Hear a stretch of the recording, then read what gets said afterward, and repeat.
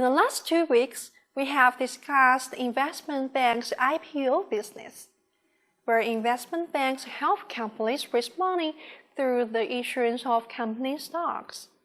A company in need of money can also finance through other channels. For example, a company can also issue corporate bonds or preferred shares. In this week, we will be discussing financing alternatives available to companies. This video aims to provide a bird's-eye view on different ways of financing.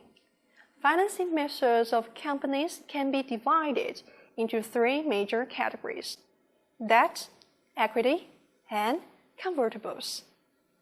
Debt products represent senior claims on company assets, which means repayment of debt principal and interest is prior to paying dividends to stockholders. Investment banks can classify debt issuers into 2 categories: investment-grade issuer and non-investment-grade issuers.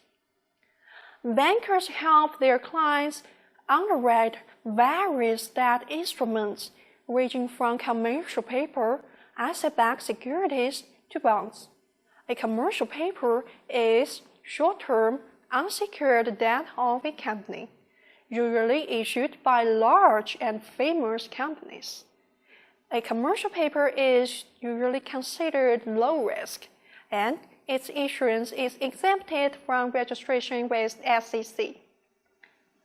Asset-backed securities are a type of security whose principal and interest payment are backed by the cash flow of other assets. In the next week, we will have a separate chapter for a more detailed discussion about securitization. Bonds can be issued by both investment-grade and non-investment-grade clients. Bonds issued by non-investment-grade clients are called high-yield bonds or junk bonds.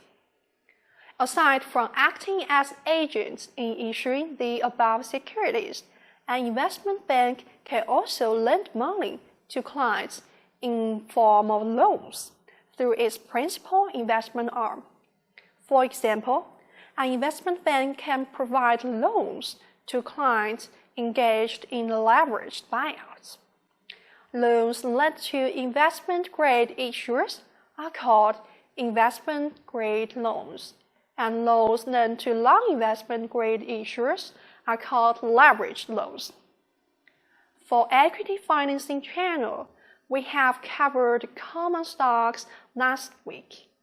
Another type of equity is preferred shares. Dividend payment to preferred shares is prior to that of common stocks, but ranks after interest and principal payment to bonds.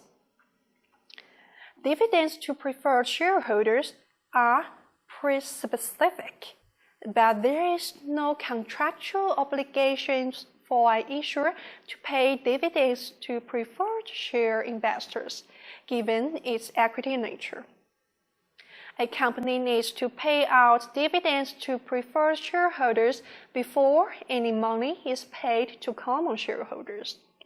So dividends to preferred shareholders tend to accumulate before being paid. Although preferred stock ranks after bonds in priority of claim, preferred stocks often sells at lower yields than the corporate bonds. A likely reason is that preferred shares is treated as equity rather than debt for investor taxation. So some corporate investors can exclude 70% of dividends received from domestic corporations in the computation of their taxable income. Next, a company can also use convertible securities to raise funds. Most convertibles are issued in the form of convertible bonds and convertible preferred stocks. This week, we have another video that introduces convertibles in more details. Okay, In this video, we have provided a bird's eye view on alternative financing channels for companies. Thanks for watching. In our next video, we will look at debt financing in more details.